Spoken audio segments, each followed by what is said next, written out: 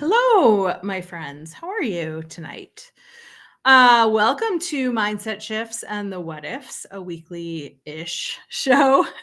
Haven't been quite as weekly recently, but a weekly show where I talk about all of the things that we worry about, all of the stories that we make up in our heads about how things are and how things have to be. And every week I spin a wheel to find out what our topic will be. And if you don't know me and you're just stumbling across me for the first time, hi, I'm Lauren Lefkowitz, executive coach. And I work with workaholic and people pleaser, mostly women, but all genders are welcome, to help them figure out how they want things to be at work and at home, but primarily at work, and help them figure out how to get those things, boundary setting, money, the job, the title, the people management, the company culture that they want. And it's a pretty freaking cool job.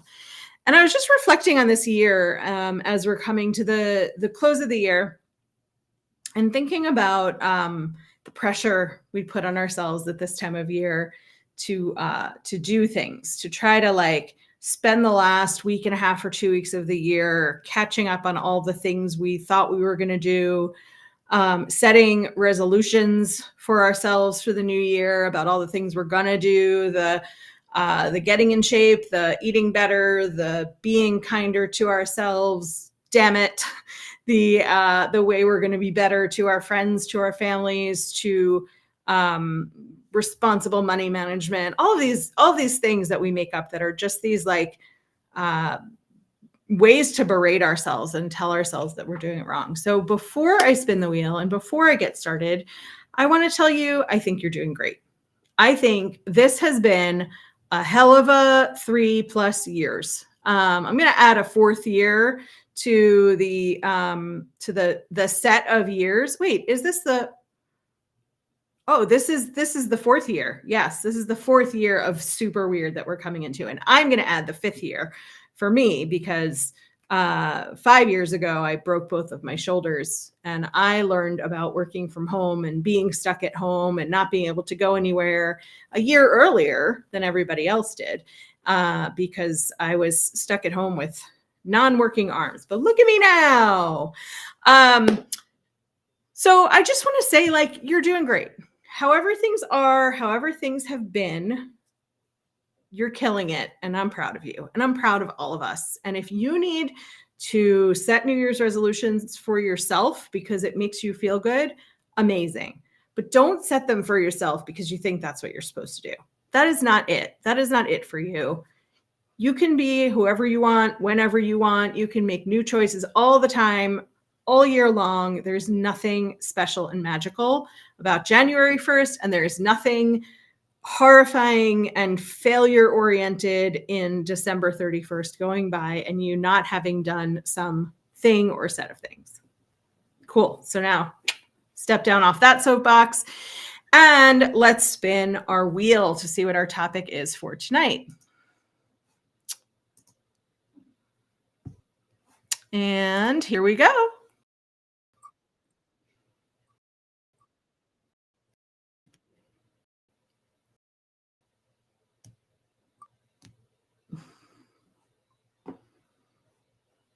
It's a little jumpy tonight, but looks like we've landed on do, have, and be. I love this topic. I love all the topics. Don't get me wrong, but do, have, and be. So this was a concept that I think became popularized by Stephen Covey, who I sometimes call Franklin Covey, which is the organizing company and not the guy who talks about the 7 habits of highly effective people.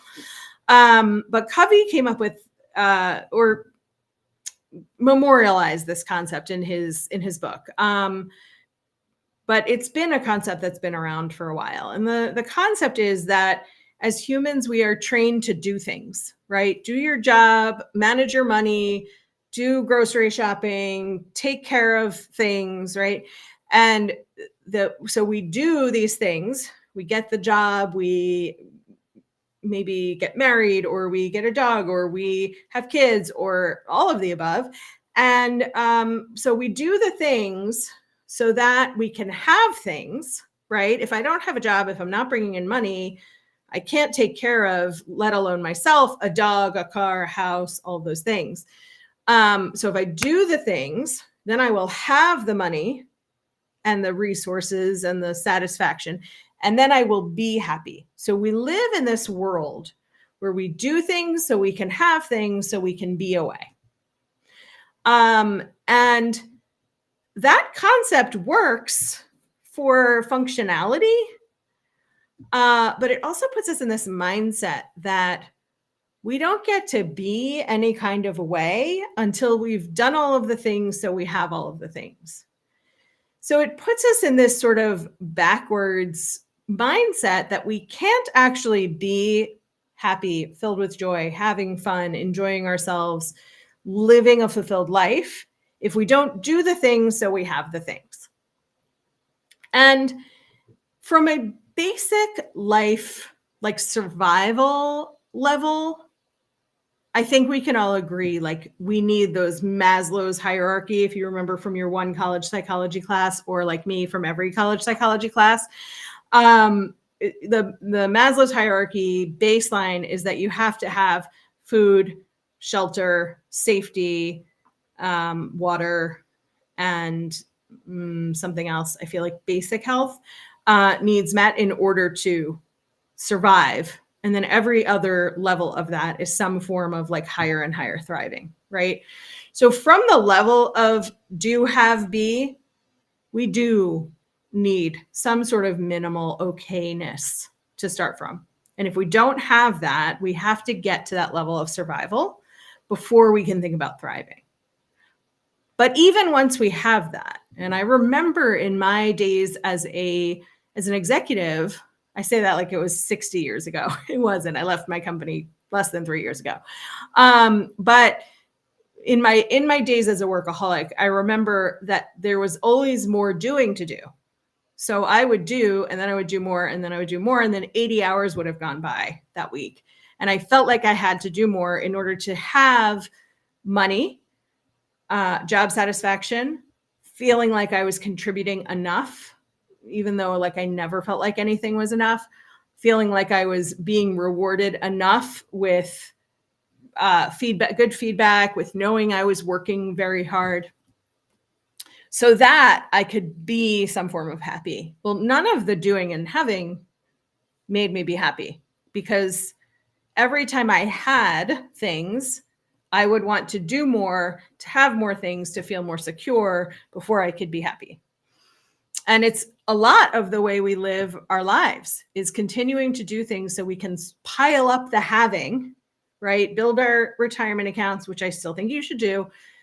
Save for a house, save for a car, save for a family, save for retirement, save for, I think I said retirement twice, save for college funds, like whatever it is that we need to save for. We're like, squirrels taking our money and packing it in our proverbial cheeks and trying to build and build and build so that later we can be happy. So the theory that a lot of coaches live by and preach and try to help their clients find is let's change the order of things. Let's do until we have our very basic needs met. We have to be safe. We have to have access to food and water. Love was the other one that I didn't mention. That's on the bottom of the hierarchy.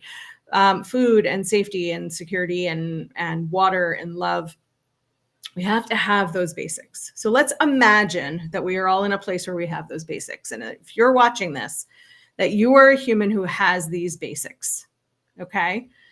Whether that comes from your own income and your own creation, or whether that is something that your partner brings in or gives to you, we're going to imagine that right now your basic needs are met. In that case, what if we start with be? And when I talk about being, there is a concept or an understanding of being, like being happy or being sad. But the way that we be as humans, and there's a podcast episode on this from the podcast that I've done with my partner, John Spears, my podcast partner, John Spears, that's about being, doing, and having. I don't remember which episode it is, but our podcast is called I Could Talk to You All Day. And it's for leaders who are also humans, which you all are. So freaking phenomenal. So listen to that episode because it goes into real depth about being. But being is how we are underneath all the things that we do. And one of the ways I like to describe being is with a comparison. So imagine that you are a person who loves to cook, and I am a person who does not love to cook. In fact, every time I walk into the kitchen, I'm like, what is this place? What does it do? What are all these shiny silver and black machines that are in here? How do they work? And every time it feels like I'm starting over. But you, let's imagine, walk into your kitchen and you're like, the stove offers me fire, and the refrigerator offers me cooling, and the sink offers me liquid from wherever water comes from. And so you walk into the kitchen and you thrive. And I walk into the kitchen and I'm overwhelmed and confused. So our natural states of being are, you are excited, you are hungry, and you know that you'll be nourished soon. I am dreading having to look in the cabinets and the refrigerator to figure out like what I can assemble, because there's not really going to be a lot of cooking going on. And one morning we each walk into our respective kitchens. We open the refrigerator door and we see that all we have is 2 eggs, and we only have to make breakfast for ourselves. And because you like to cook, your brain and your body say, yes, I have eggs. I can cook something. I'm going to have a warm breakfast. My belly will be full. I can decide if I'm going to scramble the eggs or fry the eggs or poach the eggs. You pull out a pot or a pan and you make yourself a breakfast, and you are just like humming along as you're eating your breakfast. Same scenario in my house, except I walk into the kitchen and I see the 2 eggs and that's all I have. And I'm like, I can't believe that I don't have any milk and I can't make cereal. I can't believe that I don't have any bagels and I can't just freaking toast a bagel. Now I have to cook eggs and I have to dirty a pan, and I don't want to spend all of this time on breakfast, right? So we are doing the same thing to have the same thing, but we are being 2 different ways about it. So if we think about that and how that sort of expands to our whole lives, the being isn't just about happy or sad. The being is in our approach to things. It's in how we view things. It's in how we've experienced things in the past and how we expect to experience them in the future. So it's less about the actual like actions we take and things we do, and it's more about how we are with those things. So when we now look at this do, have, be order of things, if we are doing the work so that we have the money, so that we can be happy, so that we can be relaxed, so that we can be in enjoyment of our lives.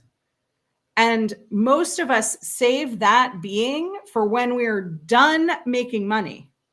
So we're going to be doing and having and doing and having and doing and having and doing and having until maybe we retire, and then we can be.